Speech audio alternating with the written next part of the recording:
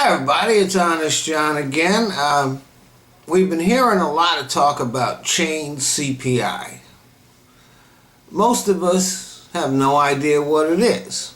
Now, CPI is the Consumer Price Index, which measures the cost of certain goods and services over time. Essentially, it is a way of measuring inflation. How they do that is by taking the cost of certain goods and services over a year or 2 years and calculating how much they've risen or fallen. And this is used to calculate cost of living increases in Social Security. So the Consumer Price Index takes into account the cost of things like food, energy, commodities such as gas, other commonly used supplies. Interestingly, it counts the cost of medical supplies. That's included in the CPI, but not the cost of medical services. Now, chain CPI makes an unfounded and completely unsupported assumption that when the cost of certain goods rises, people will switch to cheaper ones. So if the price of beef goes up, people will buy more chicken. Or if the price of cotton goes up, people will switch to synthetic fibers. Now, not only is this assumption inaccurate, because people develop shopping habits and they tend to stay with what they know. They just can't afford to buy as much of it. That's what we're seeing in the economy. But even if that assumption were true, chain CPI would not actually measure the increased cost of living. It would simply measure the decline in the quality of people's lives.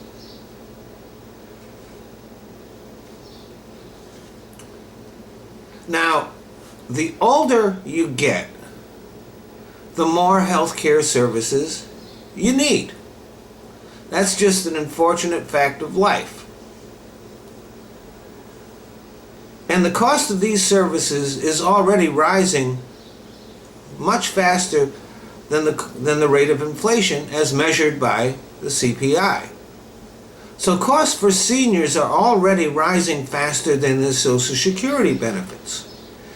Switching to chain CPI would simply accelerate that problem for the seniors. Their costs are already going up faster than their cost of living increases, and now you're actually going to cut the benefits. And that's what chain CPI would result in, a cut in benefits.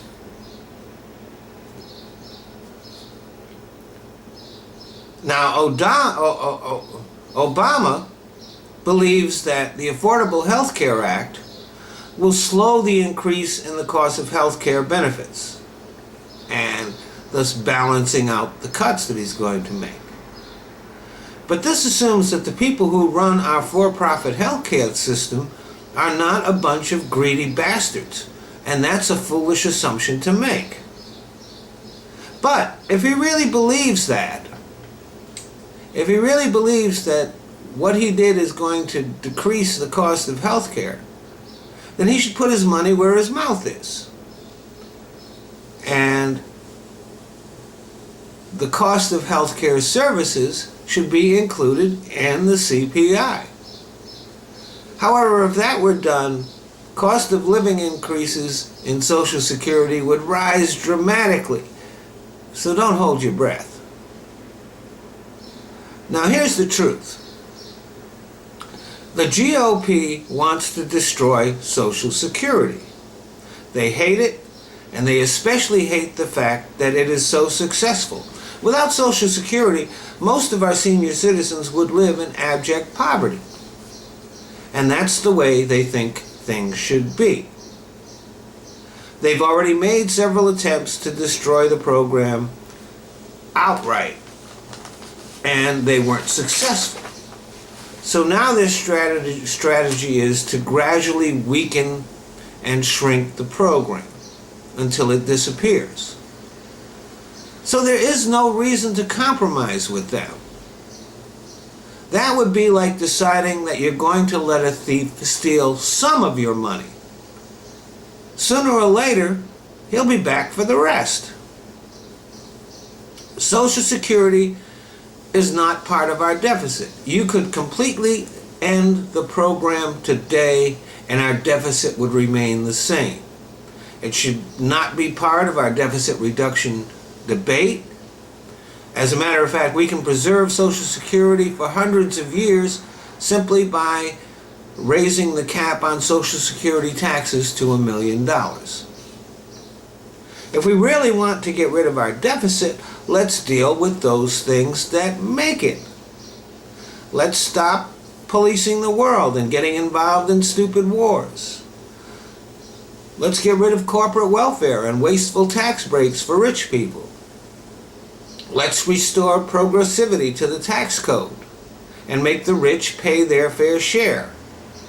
Let's eliminate overseas tax shelters and stop subsidizing jobs sent overseas.